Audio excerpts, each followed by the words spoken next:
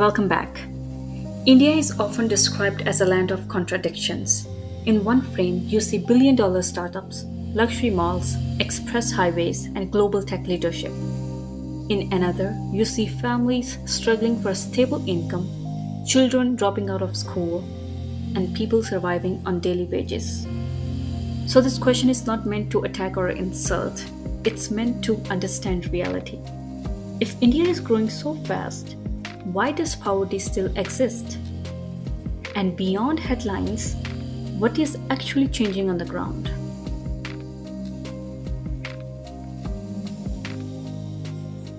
So let's talk about why economic growth didn't erase poverty. On paper, India's economy has grown fast. GDP numbers rise, global rankings improve. But poverty isn't lived on paper, it's lived day to day. Think about a daily wage worker in a small town. If he earns today, his family eats today. If he doesn't, there's no backup. This is because millions of Indians still work in the informal sector. Construction laborers, street vendors, domestic workers, or small farmers. These jobs come with no contracts, no paid leave, no insurance, and no emergency savings. So when life goes normally, families survive. But when one problem appears, everything collapses. A medical emergency, an accident, or a job disruption can wipe out years of effort and push a family straight back into poverty. So yes, growth exists, but stability doesn't reach everyone equally. Every year, India adds millions of people to its workforce. That means even strong economic growth must create enormous number of jobs just to stay balanced. At the same time, development is uneven. Cities like Bengaluru, Hyderabad, and Gurugram attract investment, tech jobs, and higher wages. But many rural districts still depend almost entirely on agriculture. A farmer may grow food for the entire nation, yet struggle to afford education or healthcare for his own children. Income grows in pockets, not evenly across regions. This imbalance forces migration. People leave villages hoping cities will offer opportunity, but cities can't observe everyone. And this creates a new form of poverty. Let's talk about urban poverty, the side few talk about. When people imagine poverty, they often picture villages.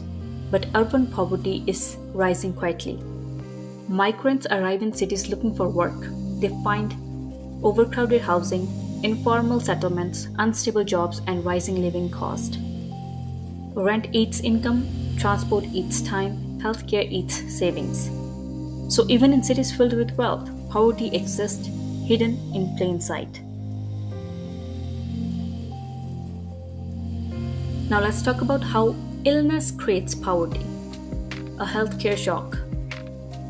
For poor families, illness is not just a health issue, it's an economic disaster. Many people still lack a unified medical record or permanent health card. No medical history follows them from one hospital to another. Every visit starts from zero. Doctors rely on memory instead of records. Tests are repeated, money is spent again. So illness doesn't just damage the body, it disrupts work, drains savings, and often pulls children out of school. This is how families fall back into poverty even after years of progress. But what has actually improved? Like real changes? This part deserves honesty. India today is not the India of 30 or even 15 years ago. Extreme hunger has reduced up to some extent, but electricity has reached villages that once relied on kerosene lamps. Millions now have bank accounts, government IDs, and access to digital payments. Direct benefit transfers means sport reaches people without middlemen taking a cut. For a poor family, food sport doesn't make them rich, but it prevents them falling further. This is not full success, but it is a real movement forward, which will still take a lot of time.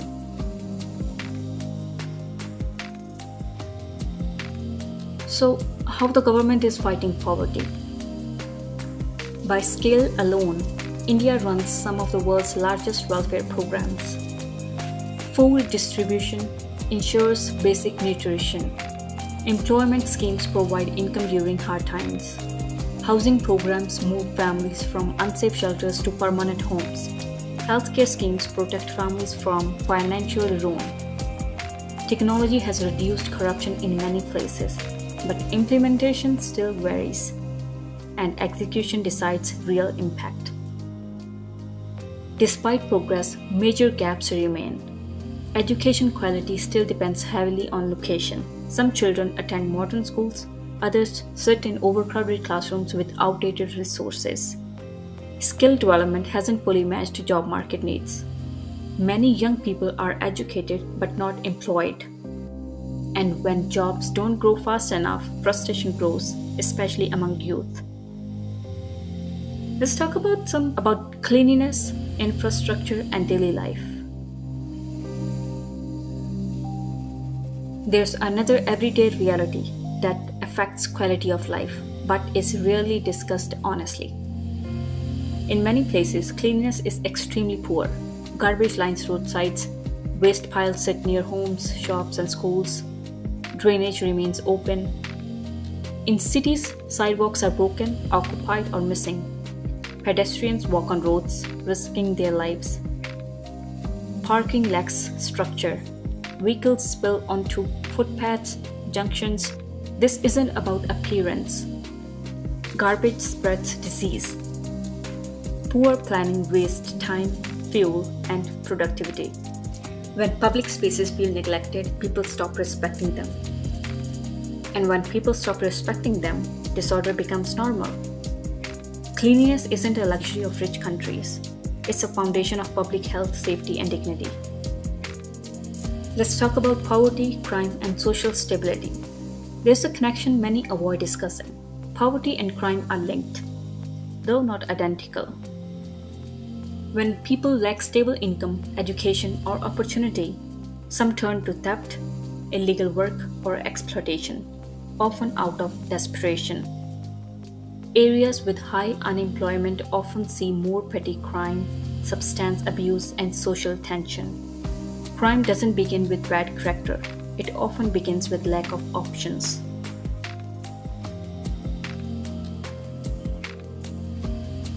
So, strong rules, strong society. Safety isn't built by fear, it's built by system that works. Stable jobs reduce desperation, quality education creates direction, job-linked skills create dignity, planned housing prevents chaos, affordable healthcare prevents collapse, clean streets, clear sidewalks, enforced rules, order must be protected. When rules are fair and applied equally, people feel secure about tomorrow. And when people feel secure, crime naturally falls. India's story is not black or white. It's not failure and it's not complete success. It's the story of a country moving forward while carrying the weight of its past. Poverty hasn't disappeared, but neither has hope. The real challenge is not growth alone. It's fair growth, stable growth, and human-centered growth. And whether India succeeds depends on how well progress reaches the last person standing at the edge. So, what do you think truly changes a nation? Money or opportunity? Thank you so much for watching. See you in the next one.